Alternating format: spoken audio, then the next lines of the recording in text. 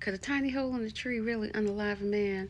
I'm here with another North Carolina Conjure story that's sure to make you want to never piss someone off. Now, that question was a question that Wilson, North Carolina columnist John G. Thomas dangled in front of his readers in his Wilsonia column. On January 8th, 1937, he introduced the story of Duncan Hargrove, a black man living on Carolina Street with a leaking heart. Today, we call it a valve regurgitation. He followed up the story on February 11th, 1938, shaping this story into a full blown cautionary tale about conjure, fear, and what that fear can do to the body.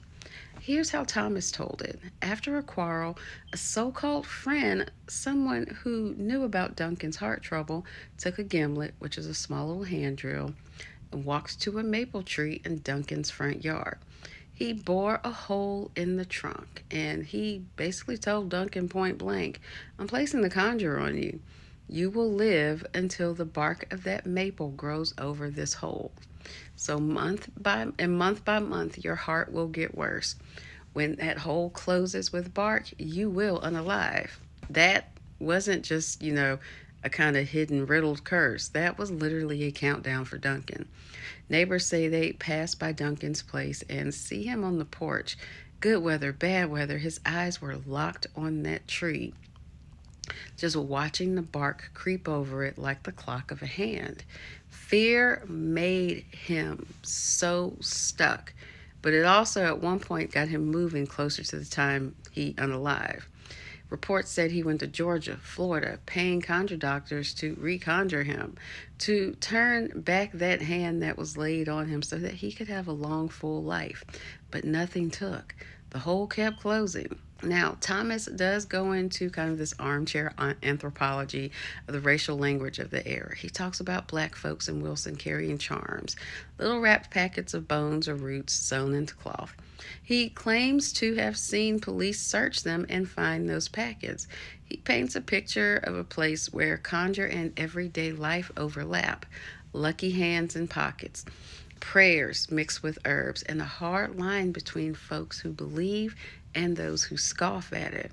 His bias in the article shows, but even he admits Duncan spoke about the curse openly to everyone. The fear was real, and the timeline matters. According to the column, the hole had been bored about 2 years earlier. Duncan grew weaker and weaker. He literally went down slow, as the elders said, and died a short time after the bark finally covered the hole. So, what unalived him? Was it his failing heart? Was it the power of suggestion? Or the way a curse turns time into a blade and makes you lean into your own ending, even if you don't want to? I can't tell you which force swung harder, but I can tell you this. Southern root work, belief isn't decoration. It's the circuitry, it's the lifeblood. You plug fear into it, and it'll light up everything you don't want lit. You plug faith into it, and sometimes it breaks the clock. Now, there's also a different version of this story that I'll be sharing on my main page, which is tagged below.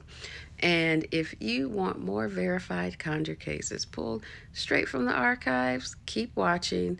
Go ahead and hit the plus sign on this page and the next one, and I'll bring on more videos. Bye.